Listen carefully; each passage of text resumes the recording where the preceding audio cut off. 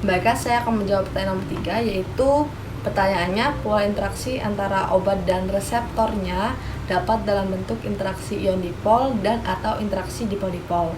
Jelaskan bagaimana interaksi tersebut dapat menimbulkan efek terapeutik dan berikan contohnya. Baik, sebelumnya kita akan membahas bagaimana terbentuknya interaksi ion dipol dan interaksi dipol-dipol.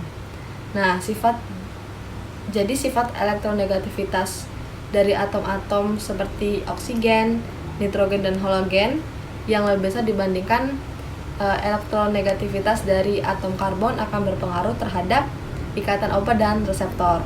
Nah, ikatan CX, di mana X adalah atom-atom elektronegatif yang terdapat pada obat maupun yang terdapat pada reseptor, akan mengakibatkan distribusi elektron yang tidak simetris. Nah, hal ini akan menghasilkan suatu dipol elektronik.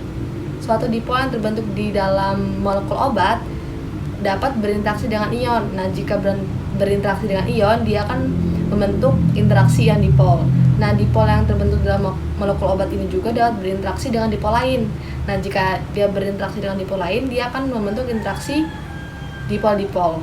Nah, interaksi ini yang bermuatan berlawanan yang terdapat pada reseptor. Nah, muatan pada suatu dipol itu lebih lemah dibandingkan dengan muatan pada suatu ion. Oleh karena itu, interaksi dipol-dipol lebih lemah dibandingkan dengan interaksi ion dipol. Nah, contoh interaksi dipol-dipol maupun interaksi ion-ion itu adalah interaksi asetikolin dengan reseptornya. Selain interaksi antara asetikolin dengan reseptor, terdapat juga contoh obat yang mekanisme kerjanya melibatkan interaksi ion dipol dan dipol-dipol, yaitu adalah obat turunan metadon. Nah, metadon itu merupakan narkotik analgesik di mana strukturnya mengandung N-basa dan karbonil yang dalam larutan membentuk siklik.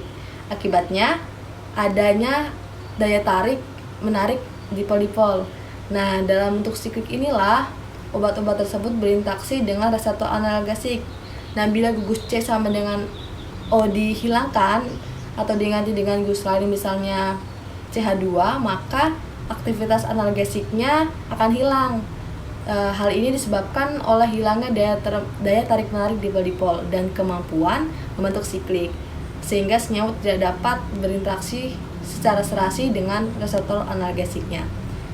Baiklah, sekian, terima kasih.